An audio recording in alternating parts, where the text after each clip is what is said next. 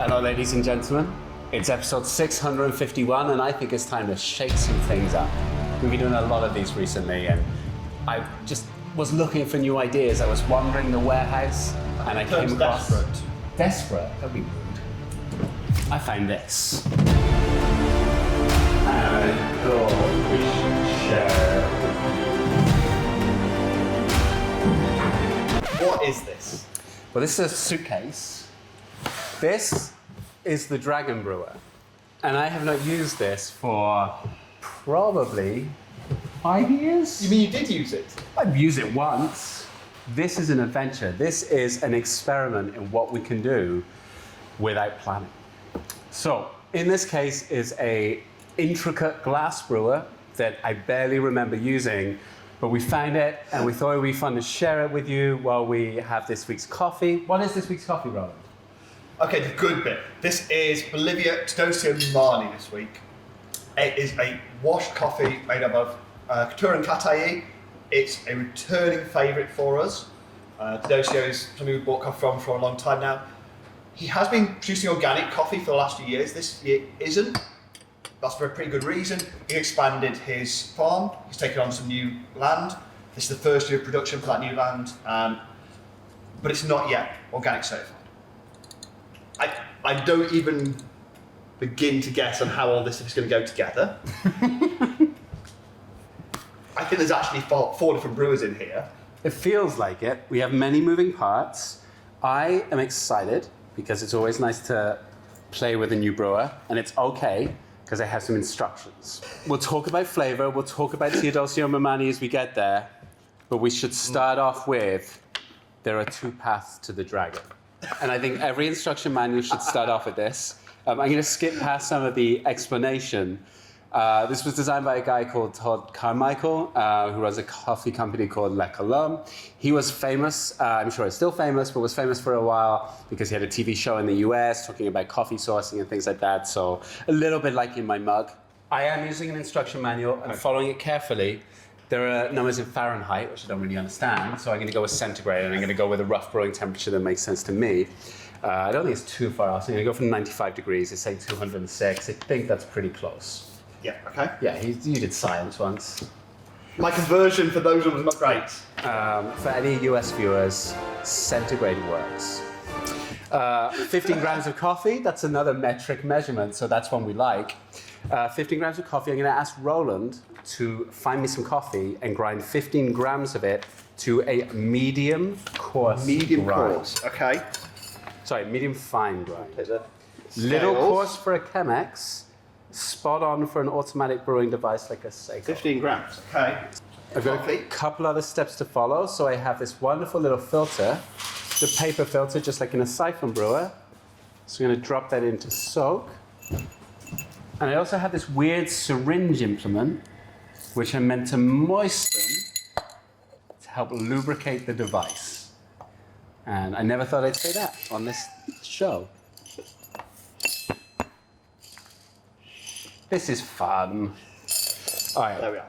For easier action, insert into glass tube securely. Roland is working on coffee. Our filter is ready. Rinse the filter with a bit of hot water. Holds on some pulp flavor. Very good. Right, we're going to go with the grinding now. We've got our lovely fancy big grinder working again, which I've been very pleased with. We're going to medium coarse. Yep. We're going to medium coarse. Yeah. Coarse. Coarse. Sorry, medium fine grind. Take that. I'll have a quick smell of that. Yeah, it smells good. Don't look quite chocolatey, which is nice. So, Teodocio Mamani is not quite organic yet, but he's going through the process. So, yeah, has been organic for other years, and this is, I say expanding. That's a really good reason for somebody to say they're not organic this year is they've got new land. And that process of being actually certified organic is a lot more complicated than just saying, I'm not going to use pesticides and herbicides.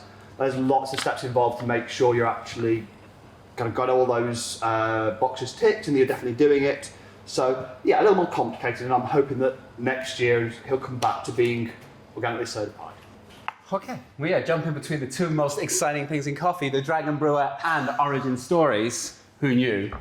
All right, so I'm not going to follow all the instructions because I cannot contemplate one of them. It does say that I should place the brew bowl with coffee grinds into the dragon and put it on top of the scales. It also suggests that I put the coffee in, that I tap it a few times to settle it down into the lowest part of the brewer. That makes sense.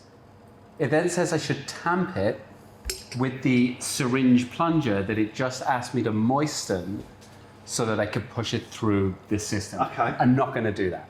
I'm Okay. breaking the rules. Anything could happen. So looking at it from here, and this is the first time I've seen this in 5 years, we've got elements of like a siphon brewer here, haven't we? Because we've got the two chambers, and we've got an area for percolation brewing, for immersion brewing, and then an area where we're going to pull the finished product, the finished brew down into. And I think it's based off the same principles. It's all about control and consistency, and maybe, you know, that's what the siphon brewer does really well, is it does introduce some extra elements of control in terms of temperature and filtering out the grinds and separating those two stages. This has a couple weird additional features that I think Todd brought in because he wanted extra control. So that will be in how you control that vacuum that pulls the coffee in and out. But also we have this chamber around the outside of the brewing chamber where we can add water so we can add stability to how it brews. So it does ask us to fill this with room temperature water, science. Room temperature, we can do that. And we're going to use that at 40 seconds into the brew. So I'm going to add the timer. I've got my water kettle over there, which I will ask my glamorous assistant Roland to grab for me. And we're going to use 240 grams of water with our 15 grams of coffee. Again, this is where we're moving from, you know, US measurements, 15 grams, so we can create a 1:16 ratio, which is the traditional US one.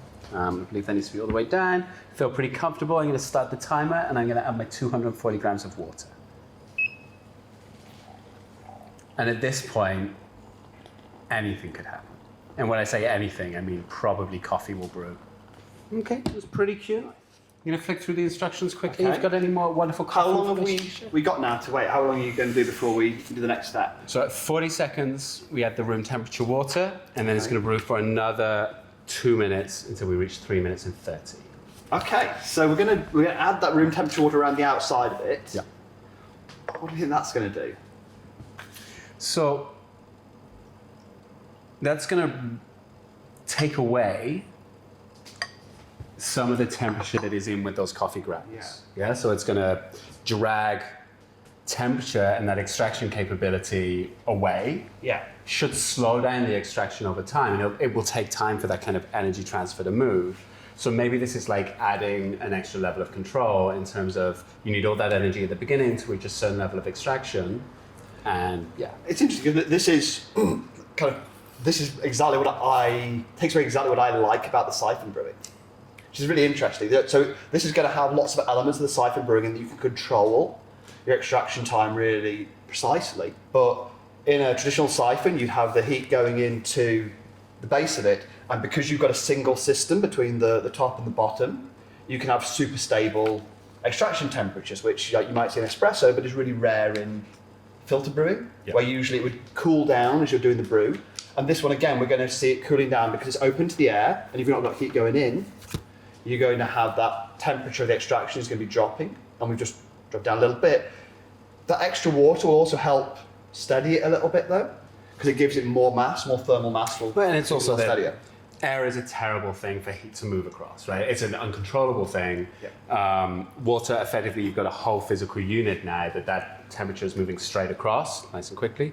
Interesting to see how the coffee's moving around in there. This hasn't asked us to stir anything. I like brew recipes that don't require stirring because you get lots of changes and lots of kind of different stirs will introduce different levels of agitation, but I do feel that all that coffee is at the top, and maybe if I'd have poured differently or if I'd have stirred after doing it, maybe we'll get a more consistent extraction. When we create a vacuum, so when we get to that 3 minutes 30, that vacuum is going to drag that coffee through it. We're not creating a vacuum.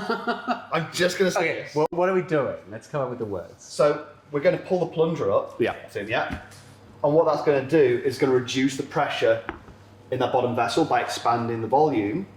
We've got the same amount of air in there because the air can't get in. So we're going to have lower pressure, and that pressure differential is going to be what pulls the liquid through. And once that pour begins, it has to finish, right? Once that motion has begun. It's the pressure of the air that you're going to equalize. So what we're going to find is that the pressure of the air inside, because we're expanding it, it was the same as the air pressure outside. By expanding that space, we're going to have less air pressure inside than the atmospheric pressure. And that's what's going to drive that. Something's about to happen. Stop it, Roland. All right, what am I meant to do? I'm meant to kind of pump this, I believe. Maybe if I just begin. Yeah, there we go. So the little valves just on the side. Yeah, so this little valves on the side mean that we're not just expanding it once, we're trying to create a bigger differential.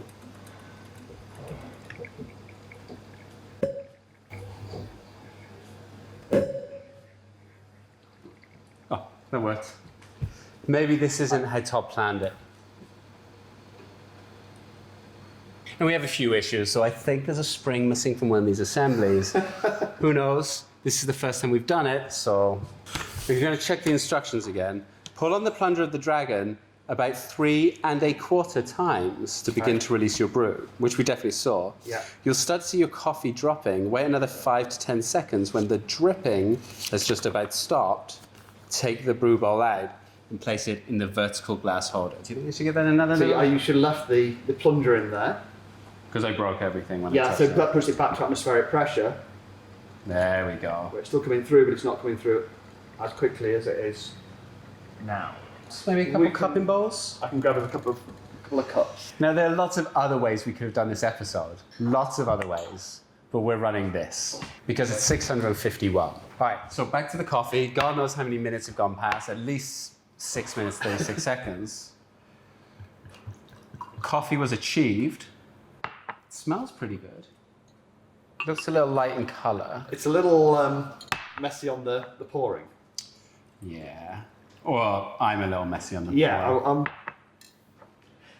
I wasn't going to say. But you...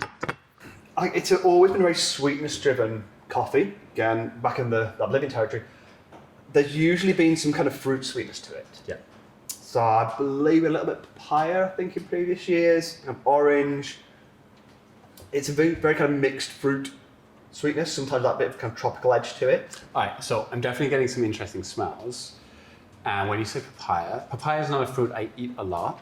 When I think papaya, I think the little dried kind of orange squares that you sometimes get in dried fruit. Do you know what I mean? Yeah. Papaya. That's my flavor reference for it rather than fresh papaya. I don't even know what fresh papaya tastes like.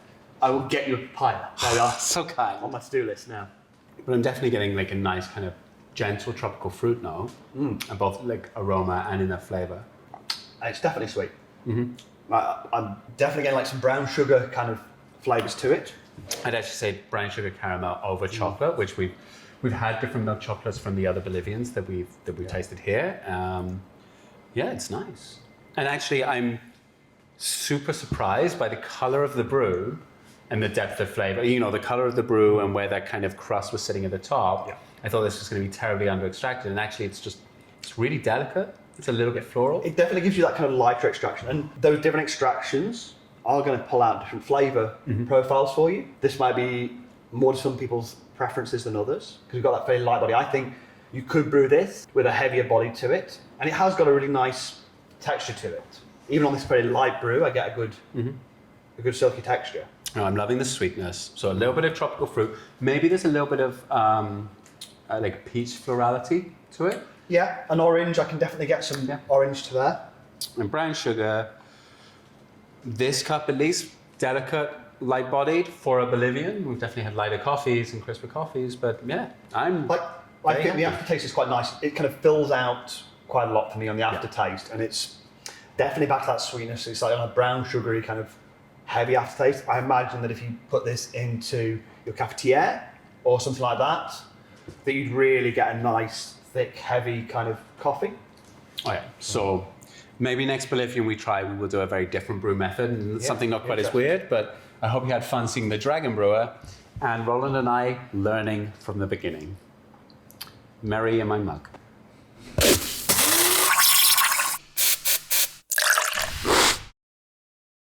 It's pretty good. Yeah, I'm genuinely impressed with it. I would almost do it again.